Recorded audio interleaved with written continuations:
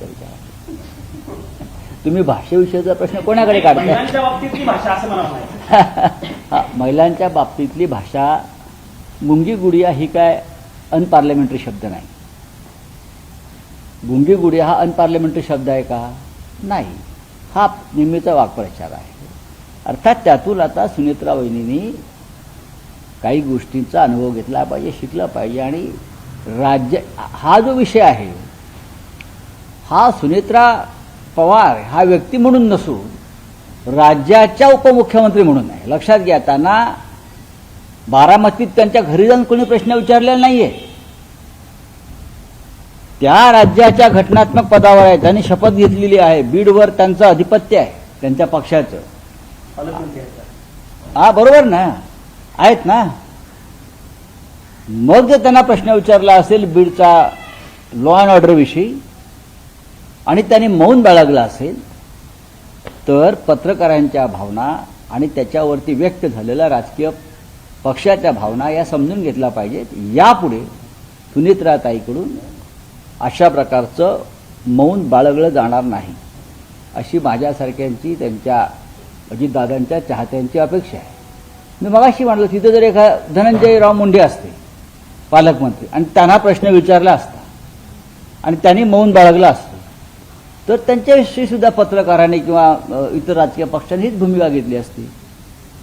पुरुषांना गुंगा गुड्डा म्हणा फार तर. हां, दोन्ही राष्ट्रवादी आंदोलन करणार आहेत. कशा करता? सुनेत्रा पवारांचा अपमान झाला नाही, मला माहीत नाही. बघा, आता कोण कशा करता आंदोलनं करतील मला माहीत नाही. ह्याच्यामध्ये अपमान व्हावा असं मला काय वाटत नाही. ठीक आहे, शब्द जपून वापरायला पाहिजेत वगैरे या गोष्टी खऱ्या आहेत. पण हा अनपार्लमेंटरी शब्द असेल तर मग तो शब्दकोशातून काढावा लागेल. नाही, पण ज्या पद्धतीने काल सूरज चव्हाण राष्ट्रवादी काँग्रेस पक्षाचे युवकचे माजी प्रदेशाध्यक्ष आहेत अजित पवारांच्या पक्षाचे, त्यांच्यासह इतर काही पक्षाचे कार्यकर्ते थेट काँग्रेसच्या ऑफिसला गेले. चुकीचंच आहे. या दोन्ही गोष्टी चुकीच्या आहेत. इंदिरा गांधींसारख्या टोलेजंग व्यक्तिमत्वाला सुद्धा गुंगी गुडिया म्हटलं होतं ना. तेव्हा आंदोलन झाले नाही, इंदिरा गांधींनी हे सहन केलं होतं. इंदिरा गांधींनी आपल्या कर्तृत्वाने या पुढे गोष्टी सिद्ध केल्या की मी गुंगी गुडिया नसून मी स्वतंत्र निर्णय घेणारी, या देशाच्या राजकारणावर प्रभाव टाकणारी स्त्री आहे. पुढे त्या देशाच्या पंतप्रधान म्हणून त्यांनी जे काम केलं तसंच त्याच पद्धतीनं सुनेत्राताई पवार काम करतील. असे काँग्रेसच्या कार्यालयावरती हल्ले वगैरे करण्यापेक्षा त्यांच्या लोकांनी लोकांच्या प्रश्नांना उत्तरं द्यावीत. बरं, असं आहे की त्यांचा जो पक्ष आहे हा अमित शहांचा पक्ष आहे, हे सगळ्यांना माहिती आहे. मग अमित शहा जसे सध्या लपून बसलेले आहेत ती भूमिका त्याने स्वीकारली आहे का? अमित शहांना आम्ही प्रश्न विचारतो आहे की जंतर मंतरवरती लाठीमार कोणी केला, जंतर मंतरवरती पॅलेट गन्स कोणी चालवल्या, आणि ते मौन बाळगून आहेत. म्हणजे ते गुंगा गुड्डा, त्यांना गुंगा गुड्डा म्हणावं लागेल ना. मोदी गुंगा गुड्डा. आज पुन्हा गेल्या काही दिवसांपासून कामकाज होत नाहीये. होणार नाही, होत नाही, यापुढे होणार नाही. गृहमंत्र्यांना संसदेच्या दोन्ही सभागृहात येऊन जंतर मंतरवर lathicharge, tear gas, pellet guns चालवण्याचे आदेश कोणी दिले हे जोपर्यंत ते सांगत नाही तोपर्यंत सभागृहाचं कामकाज चालणार नाही. हा पहिला. राम मंदिर लुटीचा विषय गंभीर आहे. हा विषय दोन्ही सभागृहामध्ये दानपेटी चोरीचा विषय घेतला जातोय. या विषयात सुद्धा प्रधानमंत्र्यांना येऊन निवेदन द्यावं लागेल. जंतर मंतरचा विषय निघाला, दिबा पाटलांचं नाव नवी मुंबई विमानतळावर द्यावं म्हणून आज जंतर मंतरवरती आंदोलन होते. सर्वपक्षीय नाही, जंतर मंतरवरती आंदोलन करण्यापेक्षा मी माझ्या या सर्व सहकाऱ्यांना सांगणार आहे की राज्याच्या मुख्यमंत्र्यांच्या दारात जाऊन आंदोलन केलं पाहिजे. कॅबिनेटने हा प्रस्ताव तयार केला. उद्धव ठाकरे साहेबांनी हा प्रस्ताव तयार करून दिल्लीला पाठवला. त्याच्यामुळे ही जबाबदारी देवेंद्र फडणवीस यांची आहे. आम्ही सगळे त्या आंदोलनात संध्याकाळी जाणार आहोत. आमचं कोर्टाचं काम संपलं, सुप्रीम कोर्टाचं, की आम्ही जाऊ. नरेंद्र मोदी त्या उद्घाटनासाठी आले नवी मुंबई विमानतळाच्या. तेव्हाच ते नावाची पाठी झळकायला पाहिजे होती. ती झळकली का? याला जबाबदार कोण आहे? राज्याचे मुख्यमंत्री देवेंद्र फडणवीस. उपमुख्यमंत्री एकनाथ शिंदे हे जबाबदार आहे. तर खरं तर हा केंद्र सरकारचा विषय असल्यामुळं याला केंद्र सरकारने परवानगी देणं अपेक्षित आहे. असं आहे की मिस्टर एकनाथ शिंदे आठवडा 8 दिवसाचा असतो नाही, ते 8 दिवसातून 16 वेळा दिल्लीला येतात. मुख्यमंत्री आठवड्यातून 4 वेळा दिल्लीला येतात. मग केंद्राच्या विषयाकडे त्यांना हा पाठपुरावा करता येत नाही का? 16 वेळा येतात दिल्लीला आठवड्याला दिवस 8 आणि येतात 16 वेळा. मग त्यातला एखादा दिवस दिबा पाटील यांच्यासाठी सरकारने यावा. आज सुप्रीम कोर्टात सुनावणी आहे, काय वाटतं की तुम्ही काल बघा, आम्ही काल दिवसभर सुप्रीम कोर्टात बसून होतो. मुख्य न्यायाधीशांच्या समोर आमचे हसरे चेहरे दाखवत तेही आम्हाला पाहत होते, आम्ही त्यांना पाहत होतो. नजरेची टक्कर होत होती, पण न्याय काही मिळत नव्हता. 36वा क्रमांक होता आमच्या खटल्याचा, 35 पर्यंत आलं आणि कोर्ट उठलं. आम्हाला आश्चर्यच वाटलं. हे 36वा क्रमांक आहे, 35 पर्यंत आलं आणि कोर्ट उठून जात आहे. तुम्ही जेवायला बसतील बुंदी संपली. ते आता बुंदी आता आमच्या ताटात कधी पडेल आम्ही बघू. पण त्यानंतर आमचे जे सुप्रीम कोर्टात आमची जी बाजू मांडतायत कपिल सिब्बलजी, देवदत्त कामतजी, असीम सरोदेजी, कपिल सिब्बल यांनी सांगितलं की आम्ही सकाळपासून इथे थांबलेलो आहोत आणि आमचा नंबर आला आणि ही आता कोर्ट संपत आहे आणि आमचा आर्ग्युमेंट अर्धवट राहिलेला आहे. आम्हाला तुम्ही ताबडतोब वेळ द्या किंवा आम्ही आताही बोलायला तयार आहोत. आम्ही आताही आमचा आर्ग्युमेंट करायला तयार आहोत.